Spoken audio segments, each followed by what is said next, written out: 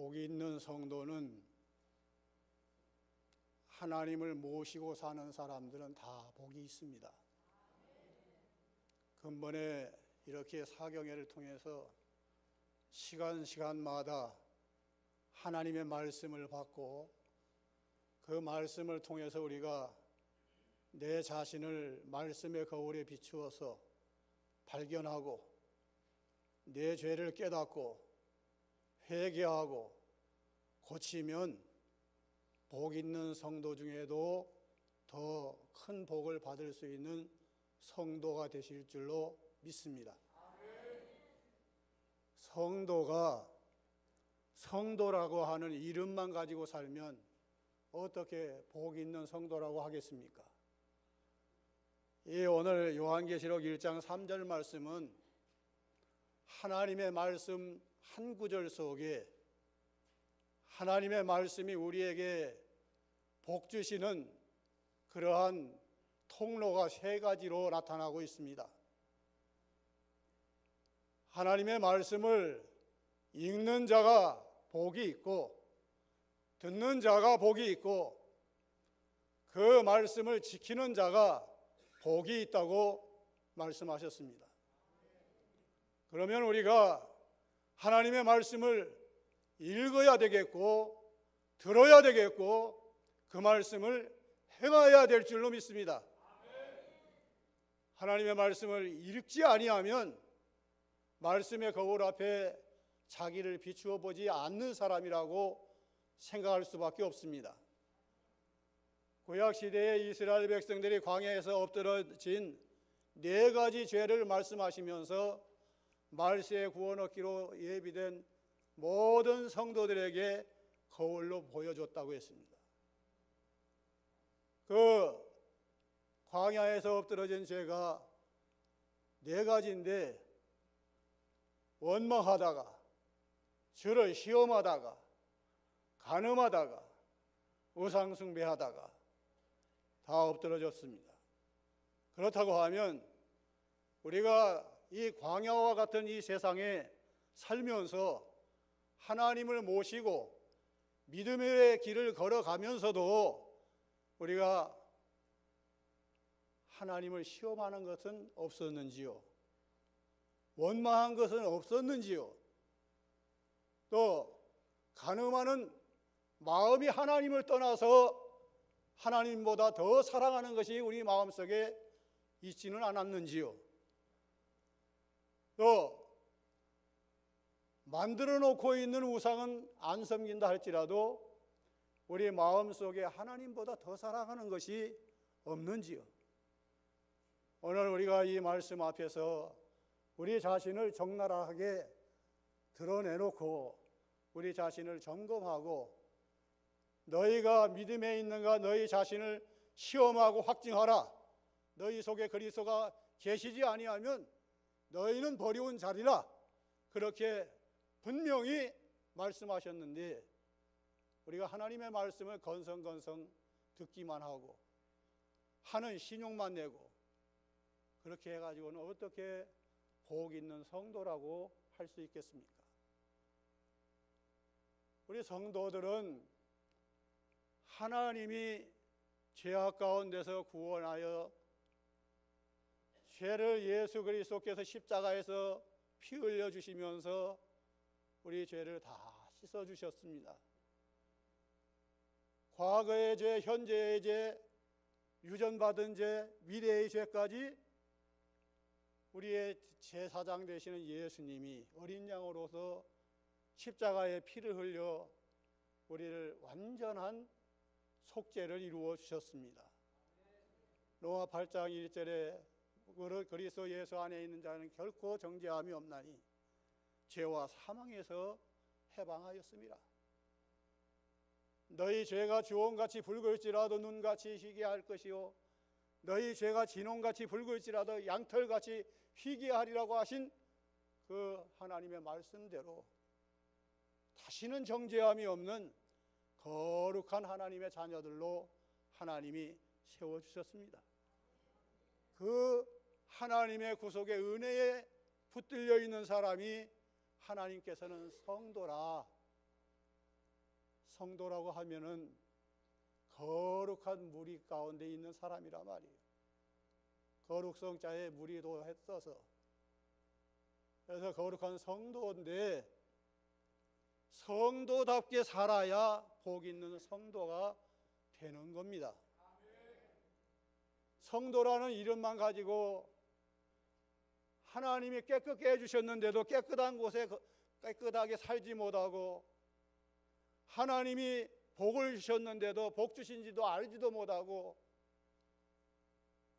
그렇게 살면 어떻게 내가 복 있는 성도라고 할 수 있겠어요? 예수 그리스도의 보배로운 피로 씻음을 받았고, 예수 그리스도의 피로 값주고 산 몸이라고 우리 자신들이 성경을 통해서 알고 있고, 그러면서도 내 마음대로 살고 내 고집대로 살고 내 욕심대로 살고, 내 욕심이 안 차니까 원망할 때도 있고 다른 사람을 미워할 때도 있고, 그렇게 사는 모습이 우리의 모습이라고 하면 어떻게 거룩한 성도라고 할 수 있겠습니까? 성도는 세상과 좀 구별돼야 돼요. 거룩이라고 하는 것은 세상과 구별된 것을 말하는 거 아니겠어요? 우리가 하나님의 말씀을 배우고 듣고 안다고 해서 끝나는 것이 아니고, 하나님의 말씀을 읽을 때에 하나님이 나에게 주시는 말씀으로 그 말씀을 읽으면서 내가 이렇게 살고 있나, 그렇게 좀 생각을 해보면서, 이 말씀에 내가 걸린 것이 있을 때는 성경책을 덮어놓고 하나님 앞에 기도하고 회개하고 다시 그 성경책을 열어서 그 말씀을 보면 은혜가 될 것이고, 그냥 지나가면 은혜가 될 수 없어요. 우리가 하나님의 말씀은 살아있는 말씀이라고 하지 않습니까? 이 살아있는 말씀이 우리 심령 속에서 살아 역사해야만 우리가 이 세상을 이기고 죄를 이기고 내 자신을 이겨서 거룩한 성도의 삶을 살 수가 있기 때문입니다. 우리가 마음에는 열심을 가지고 있어도 몸이 안 따라주고 또 내 환경이 너무 어려워서 마음은 있는데 어떻게 그렇게 성도답게 살 수가 있나요? 그렇게 말씀하실 수 있나요? 목사님이시니까 그렇게 말씀할 수 있겠죠. 그것은 아닙니다. 하나님이 우리 성도들을 향하여서 말씀하시는 것은 전체적으로 한 말씀이라도 나에게 해당되지 않는 말씀이 없다는 사실을 기억하시기 바랍니다. 어떤 강사 목사님은 사경회 때 그 말씀을 하시더라고요. 하나님의 말씀 듣는데 자기에게 주는 말씀이 아니고 아무개 집사한테 딱 적당한 말인데 이렇게 돌아보니까 그 집사가 안 왔어요. 아이고 안타깝다. 오늘 그 집사가 왔어야 이 말씀에 깨질 건데 안 왔으니 언제 깨지겠는가? 안타까워가지고. 그러면 자기는 완벽합니까? 너희는 남을 비판하지 말라. 판단하지 말라. 네가 남을 판단하면 너도 판단을 받을 것이다. 성경에 분명히 선을 그어주잖아요. 남 보지 말고 나부터 바로 하십시다. 나부터 살고 나부터 고치고 나부터 거룩한 성도가 돼서 하나님께 복을 받아서 누리는 그러한 성도가 되는 것이, 그것이 우리에게 가장 필요한 겁니다. 성도가 성도답게 살려고 하면은 가장 귀중한 것이 무엇이겠습니까? 돈입니까? 아니면 권력입니까? 아니면 지식입니까? 쉽게 생각하면 하나님의 말씀이 있어야 돼요. 하나님의 말씀만 있으면 그 속에 지식도 있고 권력도 있고 부도 있고 다 있습니다. 말씀 속에 다 있어요. 말씀을 뼈대로 말한다고 하면 십계명이라고 할 수 있겠죠. 십계명 속에는 사람의 도리, 하나님께 대한 도리가 1에서 4계명까지 있지 않습니까? 너무나 잘 알지요. 그런데 그렇게 삽니까? 그건 아니죠. 사람에게 대한 계명은 5에서 10가지인데 그 중에 가장 첫째로 하나님이 축복에 대한 약속을 주시면서 주신 계명이 5계명 아닙니까? 한번 해보실까요? 내 부모를 공경하라. 이는 땅에서 잘 되고 장수하리라. 그렇게 사십니까?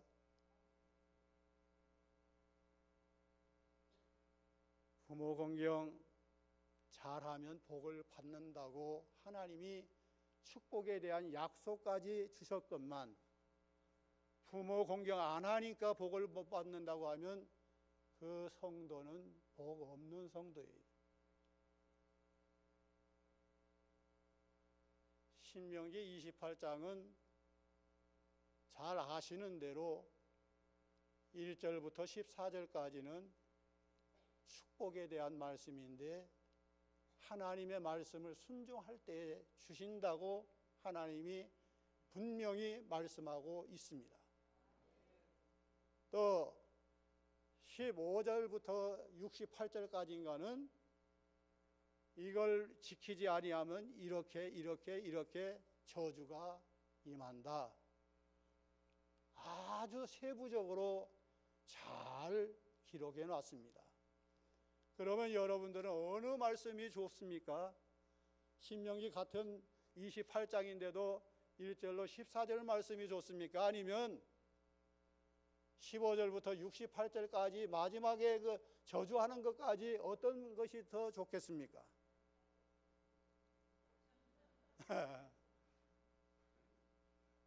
그거는 내가 할 탓에 달린 거지, 내가 좋아한다고 해서 내가 복을 받을 것 같으면 복 못 받을 사람이 어디 있습니까? 내가 싫다고 할지라도 죄를 안 지면 복은 저절로 받게 되어 있는 건데 그 취사선택을 우리가 바로 해야 되는데 그저 하나님의 말씀이면 아멘입니다. 그렇게 생각을 해야지 어떻게 그걸 망설이십니까? 축복의 말씀만 좋고 저주의 말씀은 보기도 싫고 그러면 어떻게 우리가 우리 자신을 다스릴 수 있습니까? 우리 하나님은 공의로우신 하나님이에요. 악을 행하면 심판하시는 하나님, 선을 행하면 상 주시는 하나님. 그렇다고 하면 우리가 하나님 앞에 선하게만 살면 하나님 주시는 복을 다 받아 누릴 수가 있지 않겠습니까? 오늘 이 자리에 오신 분들은 다 복을 많이 받으셨어요. 벌써 세상 일 다 뒤로 하고 와서 하나님 말씀 듣고 내가 좀 하나님 뜻대로 좀 살아보려고 그래도 좀 은혜를 사모해서 만사 제쳐놓고 이 자리에 오신 줄로 믿습니다. 제가 너무나 부족하고 연약하지만 이 말씀 증거하는 일이 잘 준비가 안 돼서 고민도 많이 했고 눈만 뜨면은 내가 어떻게 하면은 좀 은혜를 끼쳐야 될 텐데 그런데 다 포기했습니다. 그저 앞에 유명하신 분들이 다 내 할 말 다 해버렸고 그러니 나는 어떻게 하면 좋은가? 그래서 오늘 아침에도 2시 한 10분쯤 깼는데 이걸 해볼까 저걸 해볼까? 아니다. 너무 하고 싶은 것이 많기도 하고 시간은 정해져 있는 시간이고 그래서 어떻게 하면 좋을까? 그냥 되는 대로 하자. 그래서 이렇게 두서없이 되는 대로 하지만 골자는 뭡니까? 하나님의 말씀을 읽어야 된다는 것. 하나님의 말씀을 읽는 성도가 복이 있는 성도라는 것. 하나님의 말씀을 읽으십니까? 성경 있는 표가 다 있고 거기다 체크해 가면서 착실하신 분은 1년에 한 번도 보고 두 번도 보고 그렇게 보시는 분들 있을 줄로 믿습니다. 그러한 성도는 참 기본적으로 복을 받았어요. 아무리 내가 하나님의 말씀을 몰라도 읽기만 하면 하나님이 그 말씀을 통해서 나를 좀 변화를 시켜주기 때문에 말씀 보다 보면 걸리는 것이 있잖아요. 가책되는 것이 있잖아요. 참 하나님은 좋으신 하나님인데 왜 나를 이렇게 콕콕 찔러만 줄까? 그렇게 생각하지 마시고 감사합니다. 오늘 내가 말씀 읽다가 내가 이 말씀에 찔렸습니다. 이 말씀대로 내가 살게 해 주시옵소서 기도하고 그 말씀을 묵상하면서 내가 혈기가 많아서 화를 내가지고 집안을 어지럽게 했다고 하면, 불쾌하게 했다고 하면 그걸 회개하고 나는 마음이 온유하고 겸손하니 내 멍에를 메고 내게 배우라 그리하면 너희 마음이 힘을 얻으리라고 예수님께서 말씀하셨는데 내가 왜 이렇게 됐나 생각도 해보고, 그래서 나는 좀 나를 좀 죽인다고 하니까 또 흉한 소리로 들으시면 안 됩니다. 사도 바울이 날마다 나는 죽노라 했잖아요. 왜 사도 바울이 날마다 죽었다고 했습니까? 예수님께 붙잡히려고, 예수 안에서 발견된 사람이 되려고, 자기를 좀 비워서 예수님을 좀 많이 다른 사람들 앞에 나타내 주시려고, 그래서 자기를 비우고 자기를 낮추고 나는 날마다 죽노라 그렇게 했던 것입니다. 내가 그리스도를 본받았으니 너희는 나를 본받으라 그렇게 말할 수 있었던 것은 바울이 자기는 완전히 다 죽어지고 그리스도 안에서 새 사람이 되었기 때문에 그렇게 말한 줄로 믿습니다. 자기가 살아있다고 하면 그런 말 할 수 없어요. 예수 때문에 자기가 죽어진 사람만 그런 말을 할 수 있습니다. 부모가 자식들한테 나를 좀 본받아라 그렇게 말할 수 있으면 그 부모는 참으로 바로 산 사람이라고 할 수 있어요. 자식한테도 내가 잘못한 것이 있으면은 부끄러워할 줄 알아야 됩니다. 부끄러워할 줄 알아야 돼요. 자식이라고 해가지고 막 대할 것이 아니에요. 인격적으로 대해야 됩니다. 아비들아, 내 자녀들에게 노하지 마라. 노엽게 하지 말라. 인격적으로 대하지 않고 강압적으로 그렇게 윽박지르고 그것은 교육이 아니에요. 사람이 감정이 있기 때문에 아무리 자식이라도 인격적으로 대해줘야 대화가 소통이 되고 뭐 좀 필요할 때는 와서 의논도 하고 그러지, 그냥 권위만 내세우고 그렇게 하면 자식들도 잘 안 따라가요. 저는 어떻게 했을 것 같습니까? 저는 얼굴을 보면은 조금만 뭐 이렇게 인상을 쓰면 아유 인상 더럽다, 인상 좀 쓰지 마라 그래요. 누가 그러겠습니까? 제일 가까운 데서 보는 사람이 아이고 그 인상 쓰면은 험하니까 그 정내미가 떨어지니까 인상 좀 쓰지 말라고 그러는 거예요. 그래서 화사하게 웃으려고 애를 써도 그게 잘 안 됩니다. 챙겨먹기를 그렇게 챙겨먹어요.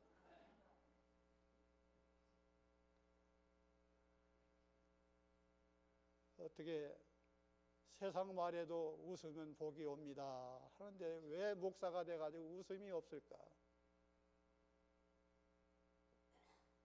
내 마음에 기쁨이 없어서 그럴까요? 웃는 것도 연습이 필요하죠. 연기자들이 연기하기 위해서 거울 앞에서 얼마나 노력을 하는 줄 아십니까? 개그맨들이 사람 하나 웃기려고 얼마나 그 표정을 가지고 연습을 하는 줄 아십니까? 몸 동작을 가지고. 운동선수도 마찬가지입니다. 자기 건강을 위해서 운동하는 사람도 그 폼이 제대로 돼야만 상대방을 제압할 수 있는 실력이 나오는 거예요. 실례로 배드민턴을 하나 쳐도 그 기본 동작이 제대로 돼가지고 실력이 나와야 상대방을 제압할 수 있는 실력자가 되는 거예요. 내가 폼이 잘 안 납니다. 배드민턴 칠 때. 그래서 예전에 어떤 젊은 목사가 그래요. 이 손목이 꺾어지지 않으면 배드민턴 하지 말라는 거예요. 그래요? 안 꺾어지면 하지 말라면 저 혼자만 운동하고 건강하려고? 안 꺾어지면 안 꺾어진 대로 하면 될 거 아니에요. 그렇게 말하면 세상 말로 싸가지 없는 말이죠. 우리 믿는 사람은 내가 이 말을 해가지고 다른 사람에게 어떻게 느껴지느냐 그것도 좀 생각하고 언어를 좀 잘 순화시켜야 됩니다. 부모라고 해서 자식들한테도 함부로 그냥 속상한다고 다 내뱉으면 안 됩니다. 옛날에 부모들 참 입이 걸었어요. 나가 죽어라. 너 같은 거 꼬라지도 비기 싫다. 벼락 맞아 죽든지 연병을 하든지 다 나가 죽어라. 얼마나 살기가 팍팍하면 그렇게 욕을 해가지고 자기 속을 좀 풀어보려고 그랬을까. 지금 생각해보면 그렇게 좀 이해가 됩니다. 사람이 너무 복잡하고 심사가 뒤틀지고 그걸 풀어야만 좀 마음을 좀 순화를 시키겠으니까 애매한 자식들한테 그렇게 조금 잘못한 걸 가지고 그렇게 크게 야단을 치고 그런단 말이에요. 지금 이 시대에는 그렇게 했다가는 아이들 다 그냥 가출해버려요. 그때는 그래도 아이고 어머니 없으면 못 삽니다. 아버지 없으면 못 삽니다. 나가면 뭐 내가 어떻게 살겠습니까 하고 그저 구박을 받아도 그저 욕을 먹어도 잘 버텨낸 거죠. 그랬으니까 지금 내가 여기 있는 거예요. 우리 어머니가요 참 아주 대단하신 분이에요. 오직 하나님만 아시고 하나님 앞에 기도 많이 하시고 그러시더라고요. 그런데 그 어머니도 화가 날 때는 절제가 안 되는 거예요. 빌어먹을. 그 말이 뭐 쉽게 나오는 거예요. 어떤 경우에는 동생을 얻고 있다가 도망가다가 그냥 땅바닥에 엎어질 때도 있었어요. 얼마나 안 두들겨 맞으려고 도망가느라고. 그런데 그 어머니가 기도 많이 해주셔서 오늘 이 자리에 있습니다. 우리 부모들은 아무리 살기가 힘들고 어려워도 자식들 위해서 기도 많이 해줘야 됩니다. 기도 많이 해주는 부모가 복 있는 성도예요. 자식들한테 뭐 좋은 것만 해주려고 애쓰지 말고 기도 많이 해주고 어떻게 하든지 하나님과 좀 연결을 잘 시켜주고 하나님 잘 섬기게 해주고 그런 성도가 복 있는 성도입니다. 그러려면 성경 보는 것을 자녀들에게 본을 보이세요. 주일날 예배 끝나면 성경 갖다 선반에 올려놓고 수요일날 가져오는 사람, 수요일날 안 나오는 사람은 주일날 아이고 먼지가 많이 앉았구나 하고 툭툭 털어가지고 들고 오고 그렇게 하면 아이들한테 뭐 하나 교육되는 게 뭐 있어요. 믿음을 본을 보이려고 하면 성경 읽는 것을 자꾸 보여줘야 됩니다. 그래서 성경을 내가 읽어도 내가 복이 있지만은 자식들에게까지 그 복을 물려줄 수 있는 거예요. 이 성경 말씀이 귀하고 귀하다. 어머니께서 들려주시던 그 말씀. 그렇게 찬송은 주일학교 때 많이 불러놓고서는 지금 어머니가 돼가지고 보니까 아이들한테 성경 보는 모습을 보여주지를 못하고 있다고 하면 그것은 실습을 못하는 거 아니에요. 우리 교단 목사님들 참 연단을 많이 받으시고 또 훌륭하신 분들 많습니다. 우리 참 스승 목사님이 어디든지 보내주면 그저 가고 예하고 가고 갈 때에도 좋은 것 택해서 가는 게 아니고 아예 말씀하시기를 쌀 2마리에 뭐 소금 2대박이면은 어디든지 가서 일하라는 거 아니에요. 그러면 그거 가지고 어떻게 먹고 살아요? 그래도 이해하고 가면 다 살게 돼 있어요. 하나님이 일하는 소에게 망을 씌우지 마라. 일하겠다고 가서 일하는데 굶게 하겠습니까? 어디 소 입을 망을 씌울 때는 언제 망을 씌웁니까? 저는 시골에서 자라나서 그런 광경을 많이 보았어요. 콩밭을 이만큼 컸을 때 풀 뽑기가 이제 복잡해지니까 그걸 이제 소에다 쟁기를 메워가지고 고를 한번 지나가면 풀이 싹 뽑히면서 흙이 양쪽으로 갈라지면서 북을 돋아주는 거예요. 그러려면은 소가 콩밭에 지나가는데 입에다 망을 안 씌우면 이쪽도 뜯어먹고 저쪽도 뜯어먹고 그럴 거 아니겠어요?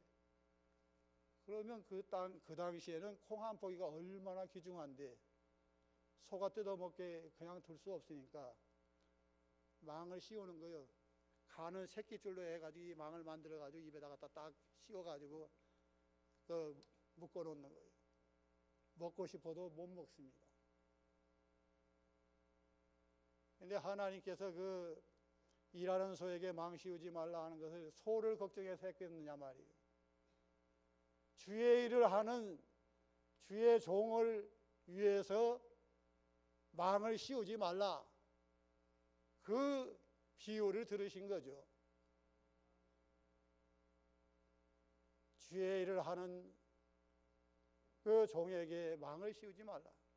교회에서는 주의 종을 잘 이렇게 먹을 거 걱정하지 않도록 잘 돌봐줘야 되는 것이 당연하다는 거예요. 일하는 자가 품삯을 받는 것이 당연하다는 거예요. 저는 여수성광교회에서 많은 대접을 받고 너무나 참 분수에 맞지 않는 대접을 잘 받았어요. 이제 얼마 안 있으면 한 20년 다 돼 가는데 지금까지 다른 데로 안 쫓아보내고 있는 것만 해도 얼마나 큰 대접이에요. 너무 감사하죠. 또 아이들까지 또 교육비도 좀이라도 더 보태주려고 애쓰시고 1년이면 성탄절 같은 거더라면 그냥 안 넘기고 어떤 때는 양복 사주고 어떤 때는 그 털 따뜻한 거 다 뭐 이런 거 사주고 내가 이제 와서 지금 말씀드리는 겁니다. 이제 내가 뭐 내일이라도 은퇴하면 그 아무 상관없는 거니까 지금 얘기하는 거예요. 하나님이 많은 것을 이렇게 주셨어요.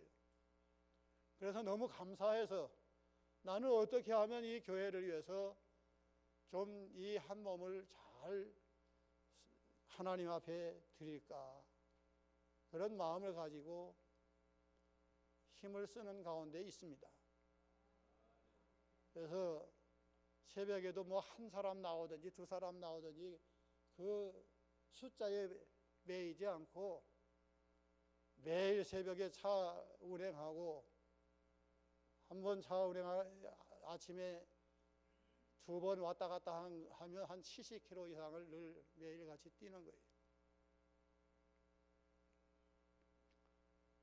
우리 교인들이 얼마나 저를 위하셨는지 이번에 집회하는데 왔다 갔다 하니까 힘들다고 이번 주간에 새벽기도 쉬시죠.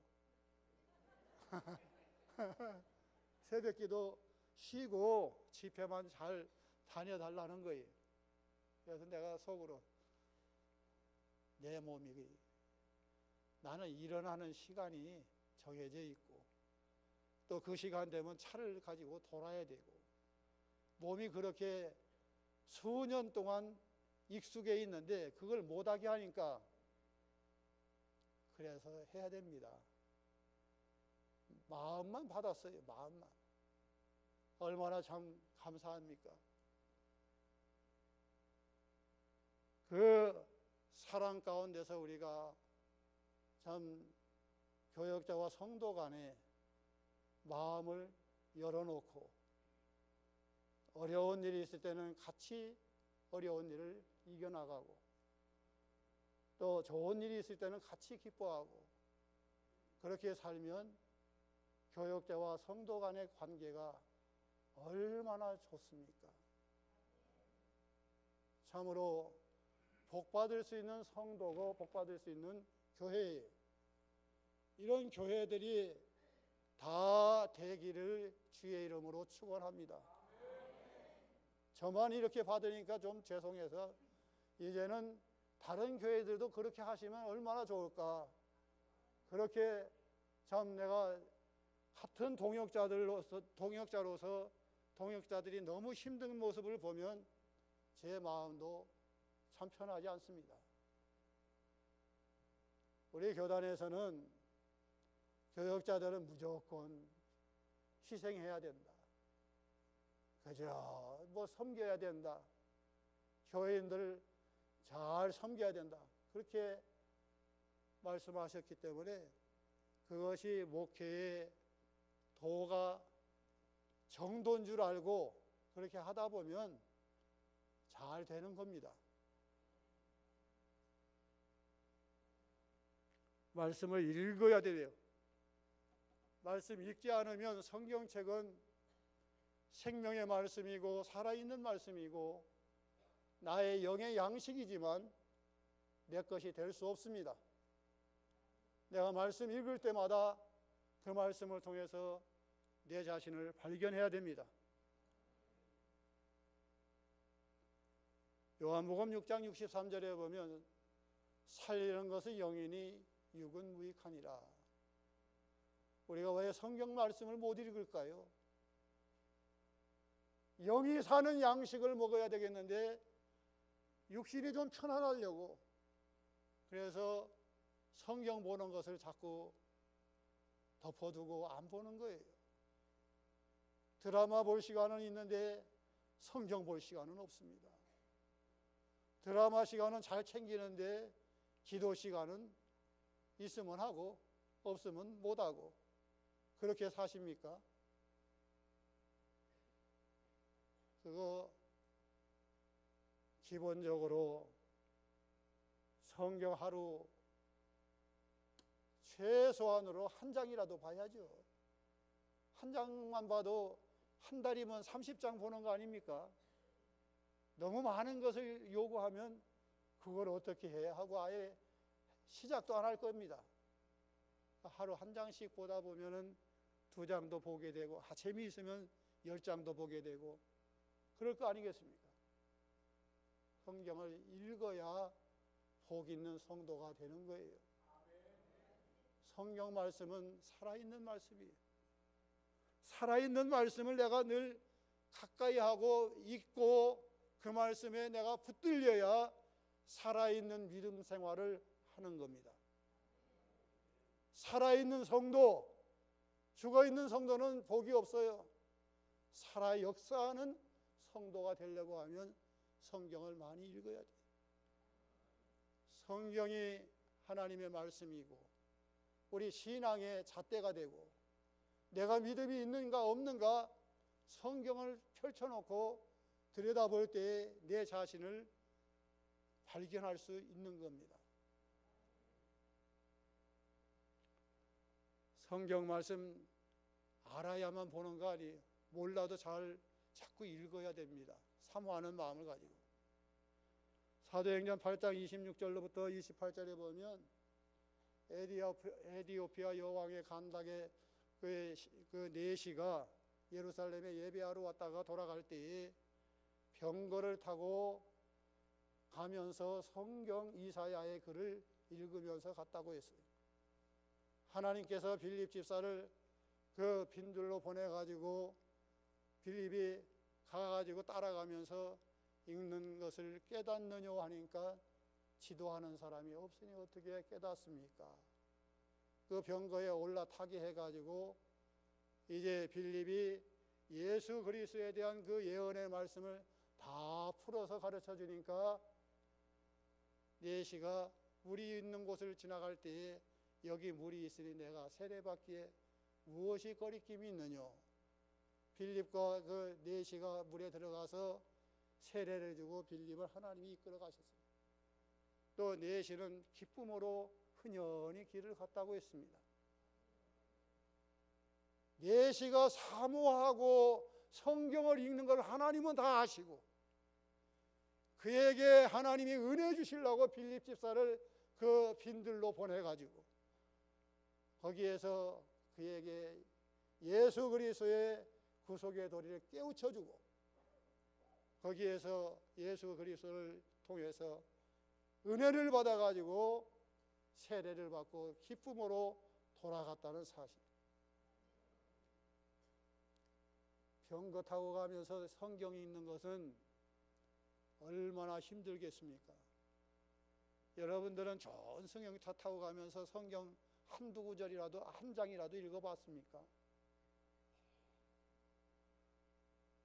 비포장 도로에 구르마 타고 가면서 성경을 읽는다고 생각해 보세요. 바퀴가 펄떡펄떡 뛸 때 그거 이렇게 어느 줄 읽었는가 자꾸 헷갈리게 되고 다 그럴 거 아니에요.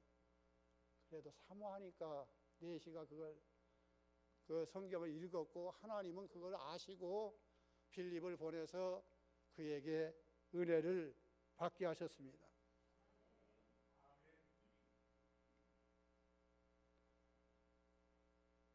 하나님의 말씀은 우리 발뿌리 앞에 등불이라고 시편 119편 105절에 말씀하고 있습니다.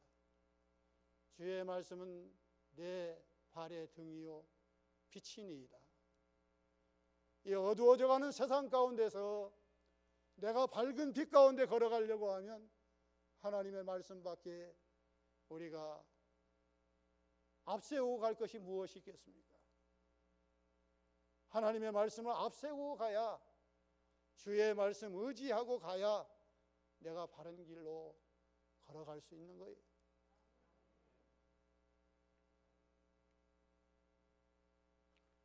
우리 하나님은 사모하는 영혼을 만족해 하신다고 했습니다. 시편 107편 9절에 사모하는 영혼을 만족해 하신 하나님, 빌립을 보내서 내시를 만족하게 해주셨습니다. 우리도 하나님을 말씀을 사모해서 이 자리에 모이셨다고 하면 이제부터는 그 말씀 듣고 잊어버릴 것이 아니라 집에 가서 또 다시 읽어보고 또 다시 읽어보고 그렇게 성경을 많이 읽으시기 바랍니다. 그러면 다음 집회 때 오면은 성경 더 잘 찾으실 것이고 더 성경 통해서 은혜를 많이 받으실 줄로 믿습니다. 저희 어머니는 한글을 깨치지 못해가지고 교회를 다니시면서 성경책을 가지고 다니면서 성경을 잘 찾지도 못하고 잘 보지도 못하고 찬송을 찾지도 못하니까 제가 볼 때에 얼마나 사모하는지 그렇게 사모하는데 잘 볼 수가 없으니까 몰라서 글씨를 잘 몰라서 이 눈이 있으나마나 한 거 뺐으면 좋겠다 하면서 그렇게 성경 펴놓고 떠듬떠듬 읽었고 찬송 가가지고 그러더니 하나님이 눈을 열어주셔가지고 살아계신 하나님이 분명히 계셔요. 저는 어머니를 통해서 하나님이 살아계시구나. 어떻게 하나님이 은혜 주시니까 눈이 밝아져가지고 성경을 잘 찾고 읽는데 얼음에 배 밀고 가듯 한다. 얼음 위에다가 배를 올려놓고 밀고 가면 슬슬 잘 밀려갑니다. 미끄러워서. 근데 성경 읽을 때 더듬는 것도 없이 그냥 술술 나가는 거예요. 찬송가도 뭐 금방금방 찾는 거예요. 그러시더니 교회에서 영역 부장이라고 아예 칭호를 줬어요. 영역으로 권사들 중에 제일 영역이 세다. 기도 많이 하고. 그래서 제가 어머니 기도할 때 들어서 지나가는 그 기도 들어보면 방언을 하는데 어떤 때는 일본 말로 하고 어떤 때는 러시아 그런 말 비슷하게 하고 그렇게 하는 것을 들어봤어요. 또 기도하면 얼마나 오래 하는지 몰라요. 목요일 날은 날마다 놓고서 아예 금식하고 자녀들 6남매 또 손주들 하나하나 다 1등하게 해달라는 거예요. 하나도 2등 하라 소리를 안 하고 1등만 하게 해달라는 거예요. 그것이 참 하나님 보실 때 얼마나 순수합니까? 저를 위해서 얼마나 기도해 주셨으면 제가 죽을 고비를 얼마나 많이 넘기면서도 오늘의 이 자리에 서게 됐을까 그렇게 생각이 되고 지금도 좀 계셨으면 얼마나 좋을까 그런 아쉬움이 있습니다. 저는 어머니 생각하면 목이 메여요. 제가 뭐라고 그렇게 하나님의 종이라고 저를 위해서 그렇게 기도 많이 해주시고 이 성광교회 처음 짓고 이제 입당 예배 끝나고 어머니 아버지 이제는 그만 옮기고 여기서 좀 목회 그만할 때까지 있으면 좋겠다 그렇게 말씀하셨어요.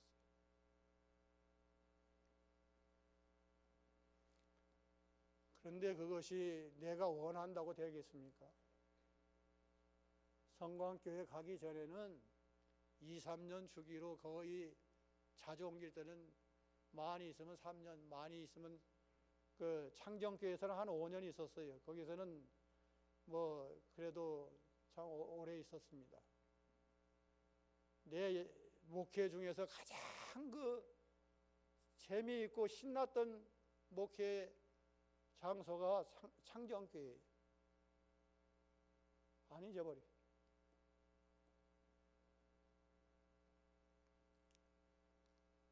지난 주간인가 제가 여기서 성광교회에서 봉고차 그레이스 쓰던 거 사다가 새벽 기도 시간에 차를 이용해 가지고 교인들 새벽 기도 많이 하고 그렇게 또 집회 갈 때마다 12인승에 뭐 15명도 타고 가다시피 하고 집회 때마다 그저 아주 은혜 받으러 얼마나 쫓아다니는지 몰라요. 또 이 신암교회 이전에 봉성교회에 있을 때 그 김성결 목사님 그 차를 타고 집회 다니고 그렇게 신세 많이 진 것도 기억에 생생합니다. 임성결 목사님은 아예 창경교회가 태워다 주고 가시는 분이에요. 얼마나 마음이 선하신지. 안 잊어버려요. 장례식 때 이 곡식 그 열매가 익으면 딴다. 그렇게 장례 예배 드릴 때 이병규 목사님 그렇게 말씀하신 걸로 기억이 됩니다. 너무 안타깝게 더 일할 수 있는 좋은 그 주의 종을 하나님이 데려가신 거.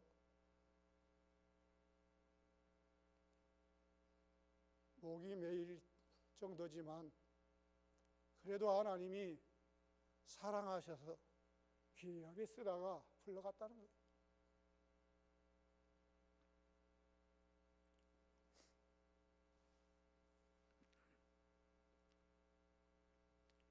우리의 일생은 길은 것 같지만 짧습니다. 얼마 남지 않은 사람도 있고 보라 잠시 잠깐 오면 오시리가 오시니 지체하지 아니하리라. 전도서 3장 1절에 보면 천하의 범사가 기한이 있고 목적을 이룰 때가 있나니 날 때가 있으면 죽을 때가 있고 심을 때가 있으면 뽑을 때가 있다고 분명히 말씀하고 있습니다. 나의 남은 때는 얼마인지 우리는 아무도 모르잖아요. 내가 주 앞에 가서 나의 신앙 결산을 할 때에 주님이 그만하면 됐다 그럴 정도인가, 아니면 악하고 게을러서 준 것도 다 지키지 못하고 다 허비하였느냐, 그렇게 책망을 받는다고 하면 우리 자신이 얼마나 비통할 수밖에 없는 거 아니겠습니까? 이 짧은 인생길에서 우리가 하나님의 말씀을 붙들고 날마다 우리 자신을 쳐서 복종시켜서 하나님 앞에서나 사람 앞에서나 인정받을 수 있는 그러한 성도의 삶을 살고, 로마서에 있는 말씀과 같이 하나님을 섬기는 자는 하나님께 기뻐하심을 입으며 또 사람들에게 칭찬을 받으며 자기 양심에도 거리낄 것이 없다.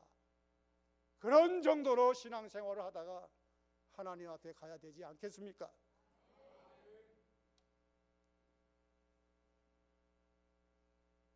이거 제가 계획하고 이렇게 눈물바람 하는 거 아니에요.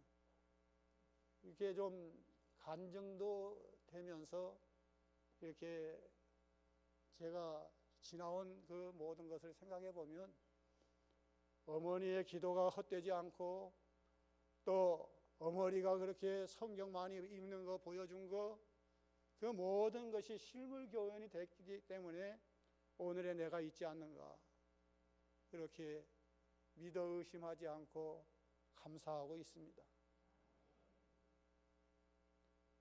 우리 성도들도 성경 말씀을 귀히 여기고 성경을 잘 읽는 분들이 되시기 바랍니다. 말씀을 들어야 또 성도가 복이 있는 성도예요. 말씀을 들어야. 말씀을 들을 때 어떻게 들어야 됩니까? 나에게 주시는 말씀이다. 나에게 지금 주시는 하나님의 말씀이다. 그렇게 들어야 복이 있어요. 말씀을 들어야만 복이 있고, 말씀을 들어야 내가 믿음이 생기고 또 내 자신을 발견하게 되는 거죠. 로마 1장 17절에 보면 복음에는 하나님의 의가 나타나서 믿음으로 믿음에 이르게 하나니 기록된 바 의인은 믿음으로 말미암아 살리라. 하나님의 말씀은 우리를 믿음으로 말미암아 살 수 있도록 인도해 주시는 그러한 말씀이,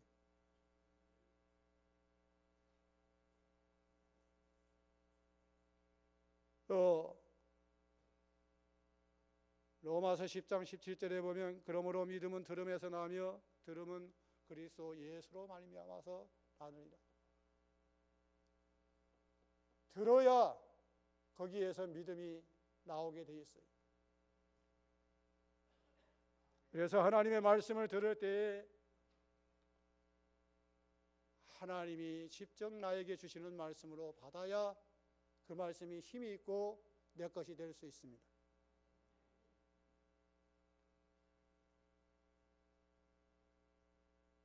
마태복음 13장 23절에 보면은 복이 있는 성도는 하나님의 말씀을 듣고 깨달은 성도가 복이 있다 했어요. 씨 뿌리는 비유의 핵심이 하나님의 말씀을 깨달아야 100배, 60배, 30배의 결실을 한다고 했습니다. 하나님의 말씀을 깨닫지 못하면 행할 의지도 안 생기고 행할 수도 없는 겁니다. 하나님의 말씀을 들을 때에 하나님의 말씀으로 받아지고 깨달아지고 깨달았으면 그대로 행하고자 하는 결심이 서면 그 사람은 소망이 있는 사람이고 복이 있는 성도예요.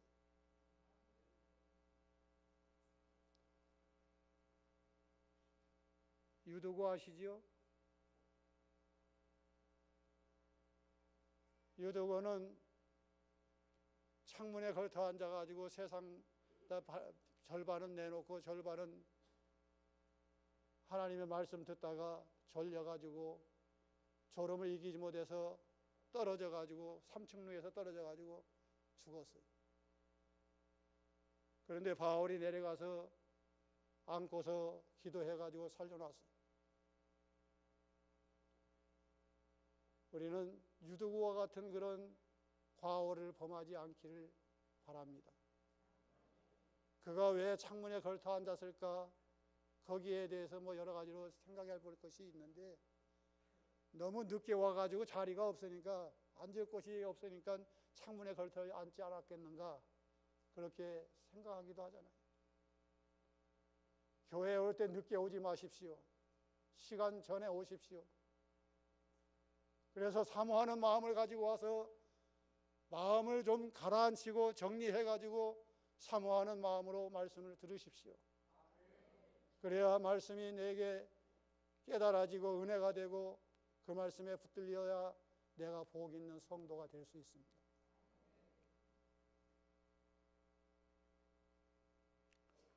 사도 바울은 사도행전 20장 32절에 보면은 에베소에 있는 모든 장로들을 불러놓고 내가 주와 그 말씀 위에 너희를 부탁하노니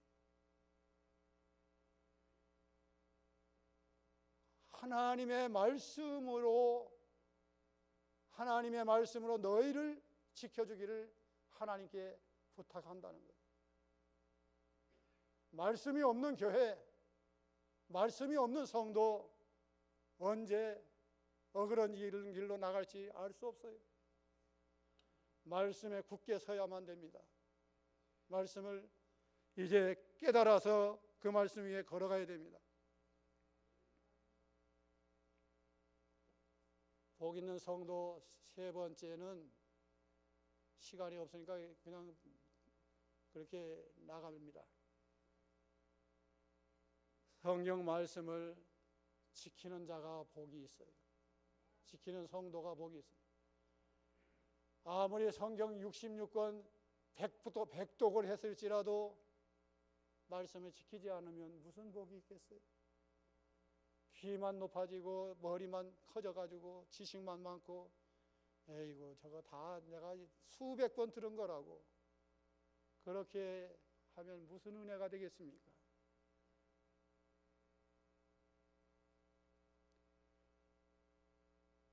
행함은 믿음을 온전케 하는 것이기 때문에 행함이 없다고 하면 그 믿음은 죽은 믿음이라고 야고보서에 말씀하고 있지 않습니까?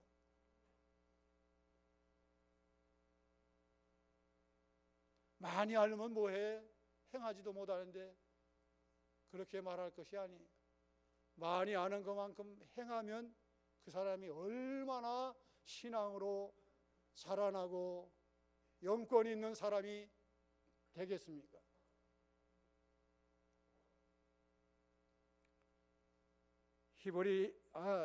야고보 2장 26절은 영혼 없는 몸이 죽은 것 같이 행함이 없는 믿음은 죽은 것이라. 또 야고보 2장 17절에 보면 이제 믿음은 그 행함을 통해서 온전케 되는 것이라고 했나요? 이건 시간이 없으니까 히브리 4장 2절에 그 들은 바 모든 말씀이 저희에게 유익되지 못한 것은 듣는 자들이 믿음으로 화합지 아니함이라. 이 말씀을 잊어버리지 말고 기억하시기 바랍니다. 아무리 성경을 백독을 읽었어도 잊어버리면 그만이고, 아무리 하나님 앞에 은혜를 많이 받았어도 잊어버리면 그만이고, 그런데 그 말씀과 화합을 해야 돼요. 화합이 뭡니까? 믹스해가지고 내가 그대로 사는 거예요. 그 말씀에 내가 흡수돼가지고 그 말씀대로 내가 걸어가고 살고 그렇게 말을 하고 그렇게 기쁨을 가지고 사는 겁니다. 히브리 4장 12절에 하나님의 말씀은 살았고 운동력이 있어 좌우의 날선 어떤 검보다 예리하여 혼과 영과 및 관절과 골수를 찔러 쪼개기까지 하며 또 마음의 생각과 뜻을 감찰하시나니 판단하나니. 이 하나님의 말씀이 살아있는데 내가 왜 살아있는 신앙생활을 못하는가? 내가 그 말씀 붙들고 순종하지 않아서, 그 말씀대로 내가 행하지 않아서 변함없는 그런 삶을 살고 있는 겁니다. 많이 변화돼 가지고 좀 너희는 나를 본받으라 이렇게 할 수 있는 그 지경까지 못 갈지라도 우리가 좀 사람들 앞에 손가락질을 안 받아야 될까? 믿는 사람이 왜 저래? 욕도 하고 양심도 안 쓰고 거짓말하고 그런 소리는 안 들어야 될 거 아닙니까? 하나님의 이름이 너희로 인하여서 모독을 당하는도다. 그런 말씀이 왜 있겠습니까? 참으로 나 때문에 하나님의 이름에 욕이 돌아간다고 하면 나는 차라리 죽는 것이 나을 것 같아요. 그렇지 않아요? 나 같은 거 하나 없어져가지고 하나님께 영광만 돌아간다고 하면 죽는 것이 오히려 100배나 나을 거 아니겠습니까? 우리는 하루를 살아도 주를 기쁘시게 하는 삶을 살려고 하면 이 하나님의 말씀이 얼마나 귀하고 이 하나님의 말씀이 얼마나 중하고 이 말씀이 나를 어떻게 변화시킬 수 있는 말씀인가를 우리가 늘 알아서 그 말씀대로 우리가 만들어져서 그렇게 이 세상을 빛을 비추어 나가는 그러한 삶을 사시는 저와 여러분 되시기를 주의 이름으로 축원합니다. 기도하겠습니다.